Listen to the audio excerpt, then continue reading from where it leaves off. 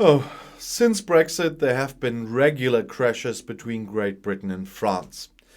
There's now great distrust between the countries. This is mainly due to the British Prime Minister, and I really can understand that one.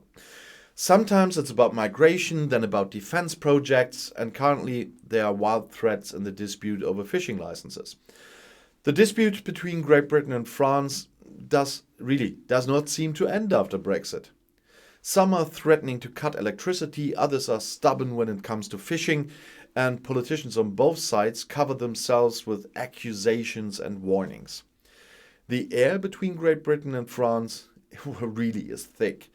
I can't remember the relationship being so bad, says British political scientist Georgina Wright of the Montaigne Institute in Paris. Brexit has exacerbated the historically difficult connection across the Channel. They are crazy, the British.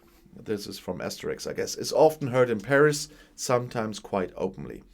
In return, British conservative papers denigrated French President Emmanuel Macron as a would-be Napoleon. Because the Brexit negotiations were so politicized, so poisoned, they had an impact on bilateral relations, Wright told the German press agency. Even on a personal level, things are not going well. Boris Johnson recently made fun of the French with "Donnez-moi un break." The Prime Minister gibbered in front of the cameras. Means give me a break. Macron and Johnson seem to get along, Wright says, but that is not enough in diplomatic and even more so in bilateral relations. As we would say in Germany, the sound makes the music, and that's on both sides, as the expert has observed. London is shocked by statements from Macron confidant Clément Beaune. The European minister recently threatened openly with retaliatory measures. Specifically, it concerns licenses to French fishermen for the waters around Jersey. The French insist on more. The Channel Island authorities emphasize that they are adhering to regulations. Beaune warned in the British Financial Times that Paris could turn off the power to the island. And France provides around 2.5% of the whole UK's energy needs.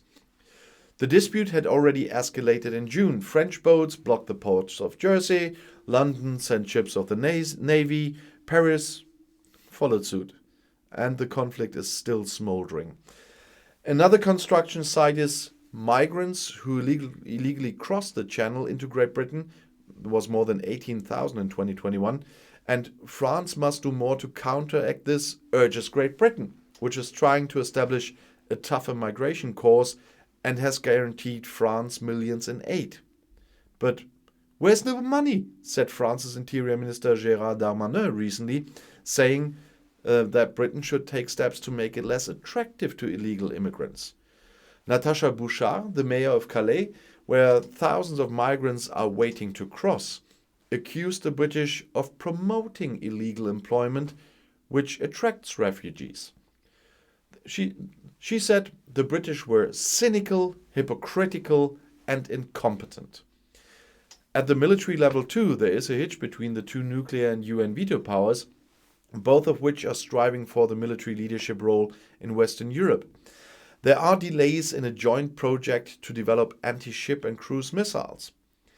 It is undoubtedly a program that is in difficulty given the state of our relations with the UK. We are currently considering what we can and cannot do with the British, Defense Secretary Florence Parly said at the National Assembly in Paris.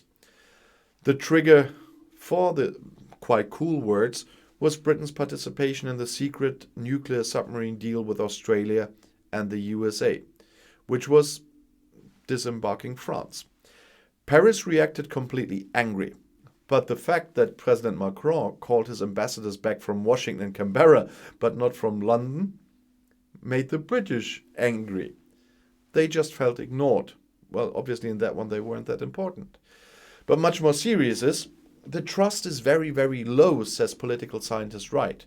Not only does France distrust the UK, it also does not consider the country to be particularly trustworthy.